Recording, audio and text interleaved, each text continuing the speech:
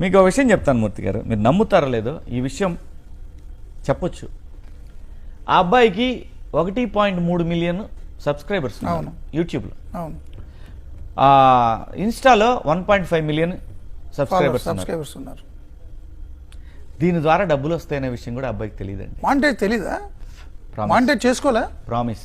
అదేంటి మామూలు తక్కువ ఉన్న వాళ్ళు. ఐ స్వేర్ ఆన్ గాడ్, నిన్న నేను వచ్చినాక చేసేదంత. అంటే అతను సోషల్ మీడియా మేనేజర్ ఎవరో మానిటైజ్ చేసేవాళ్ళు ఎవరు లేరు. ఏమీ తెలియదు బాపు, బోలాబాలి పిల్లగాడండి, రాగా ఉంటాడు అంతే.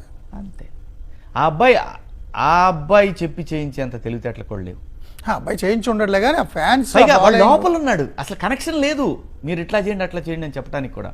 కాకపోతే ఏంటంటే వాడి బ్యాడ్ లక్ ఏంటంటే, మీరు నేను వాడు అందరం కలిసి బైకులు వేసుకొని వెళ్తా ఉన్నాం, గబక్కన పోలీసు వాళ్ళు ఆపితే దొరికేసాడు వాడు.